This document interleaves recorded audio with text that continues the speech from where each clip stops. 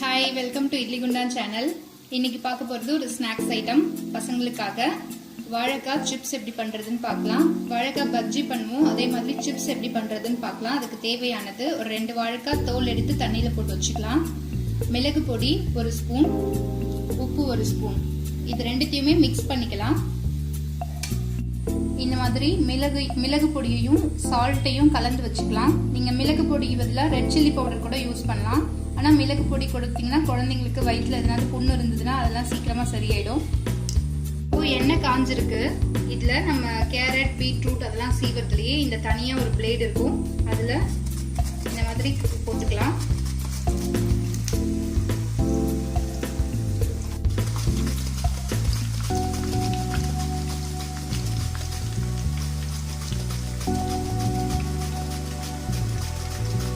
இந்த மாதிரி சிப்ஸ் போட்டுட்டு மீடியம் ஃப்ளேம்ல இல்லாட்டி ரொம்ப லோ ஃப்ளேம்ல வச்சு சிப்ஸ் பண்ணீங்கன்னா ஃப்ரை பண்ணீங்கன்னா கலர் வந்து மாறாம ஒயிட்டாவே இருக்கும். நல்லா ஃபுல் ஃப்ளேம்ல வச்சு பண்ணீங்கன்னா தீஞ்சிடும், ப்ரௌன் கலர்ல மாறிடும். இதுல ஒரு 5ல இருந்து ஒரு 7 நிமிஷம் ஆகும். அதுக்கப்புறம் அது வந்து நல்லா வறுந்துடுச்சுன்னா இந்த பபிள்ஸ் எல்லாம் வந்து கம்ப்ளீட்டா நின்றுட்டு அதுக்கப்புறம் கிறிஸ்பியா வரும் அந்த வாழைக்காய். அந்த ஸ்டேஜ்ல எடுத்துக்கலாம். கிறிஸ்பியா ஃப்ரையா இருக்கு. இதை எடுத்து நம்ம ஒரு பிளேட்ல வச்சுக்கலாம்.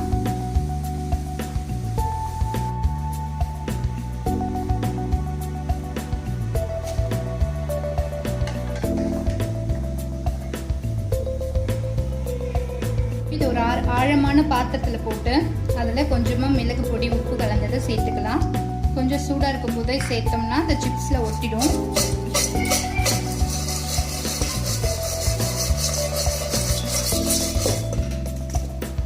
ரொம்ப ஈஸியான மொறுமொறுன்னு வாழைக்காய் சிப்ஸ் ரெடி ஆயிடுச்சு.